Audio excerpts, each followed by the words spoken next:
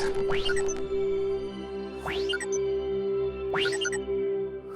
everybody, welcome to Innovation is Everyone's Job and Other Lies You've Been Told. My name is Michael Ifkovits. I'm the Director of Innovation Strategy at Skookum. And today we're going to be covering a whole mess of lies and hyperbole you've heard about innovation, things about, what are the lies, why do they exist, and what we can do about it. So what do we actually think innovation is? This is an Ouroboros. It's an old alchemy image, but it's really a dragon eating its own tail. And it's probably my favorite phrase for innovation. It's just a constant reinvention of oneself. Now, if your innovation program is actively looking at ways to disrupt your business and replace the products and services you currently offer, you're probably not in need of this talk. So you're probably not lying to yourself about what's going on with your program. But innovation is getting comfortable eating your own tail. It's that deliberate effort of growing or finding new value. It's not just product development where you're trying to incrementally improve your product and understanding what your users' pains are with it. It's actively seeking out something that can be auxiliary to it, to augment to it, to do it in a different way with a piece of technology, or completely and utterly replace it. So now the lies. Things that we've heard time and time again, either I've heard from my own experience, that we've heard with clients, that we've heard in reading case studies, whatever it may be. First and foremost is that innovation is everyone's job. Now, mind you, all of these are a little tongue-in-cheek, but there's truth to a lot of these. You probably know these folks, the Bobs. What would you say you do here? Right now, there's about 250,000 job postings on Indeed that have innovation as a concept associated with it.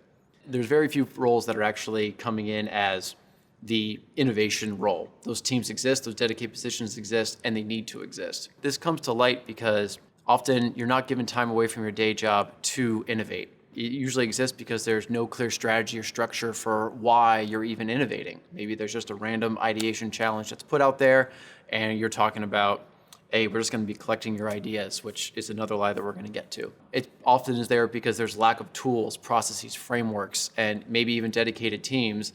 Instead of saying, hey, innovation's important and we're going to put a lot of weight behind it, we say innovation's important and it's everybody else's job on top of everything else you have to do. It's everybody's job to be fiscally responsible. It's not everybody's job to file 10Ks. It's everybody's job to think about product enhancements or feature enhancements. It's not everybody's job to actually get into the code base and write a string of code for that feature. The same is true for innovation. Everybody should be thinking about how the company should be doing something differently, but not everybody is probably have the time or the resources to go out and actually do those things. So what we should be saying is everyone has the opportunity to innovate. And what we mean by that is that when you have an idea or there is an ideation challenge or there's a dedicated team, you're actively being able to capture all of those ideas and do something with them and communicate how they're going to be transformed into concepts, how those concepts are going to be turned into pilots, how those pilots are going to be launched, and there's a transparency across the entire program that shows the rigor of it all.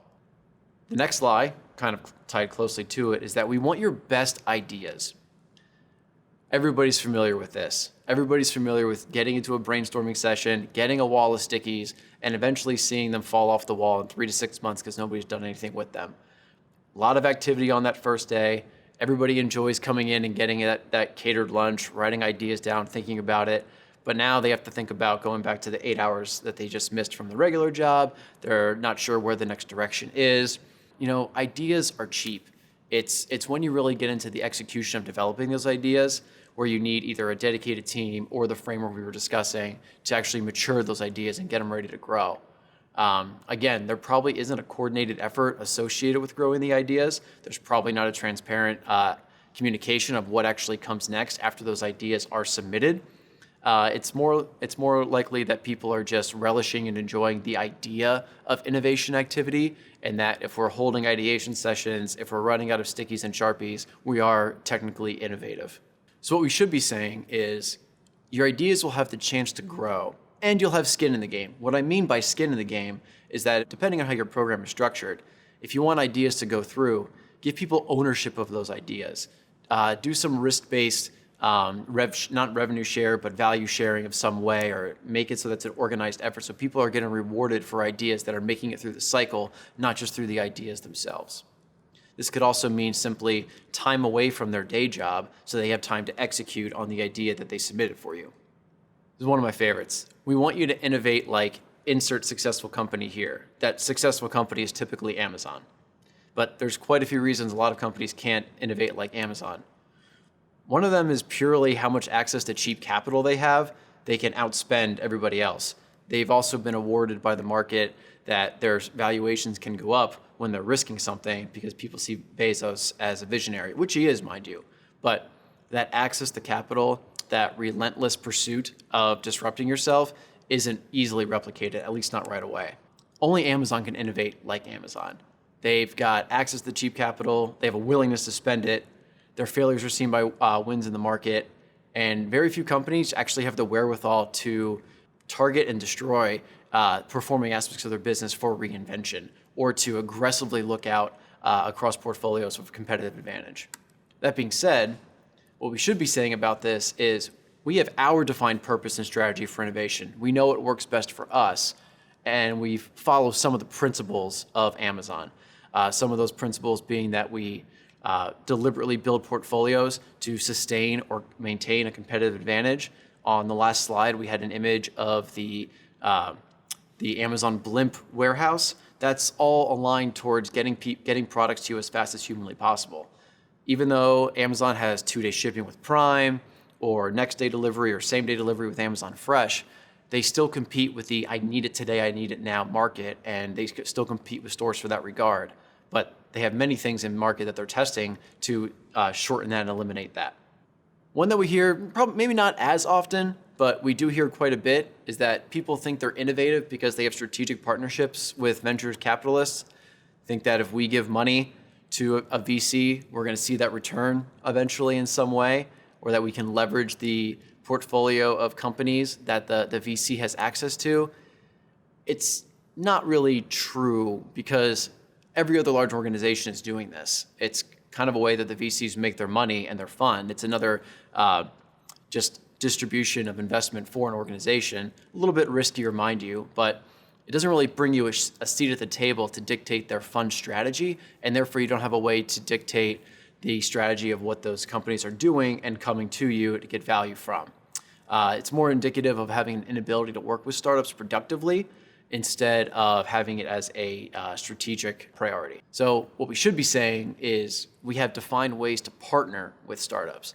This means that we've identified how startups fit within our innovation effort strategy. We have an understanding of how we're going to bring them into the fold for the procurement process, because most large organizations probably are putting up guardrails or toll gates of ways to limit their exposure to risk. And startups prevent a risky proposition, especially if we're looking at them having access to data in some way.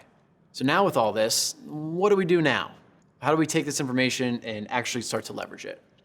Well, I've got one more lie for you, and it's from me. It's the one that we just talked about, saying innovation isn't everyone's job, which might have been a bit of the theme that you picked up on through the first couple innovation lies. What I really want to say is that everyone has the ability to be innovative and develop novel ideas in or out of an organization. Everybody can be trained to do so. Everyone has the capability to do so. It's all a matter of, do they have the time and the resources from their organization to be allowed to do so? So what does innovation need to thrive? And this comes down to our 5 Ps.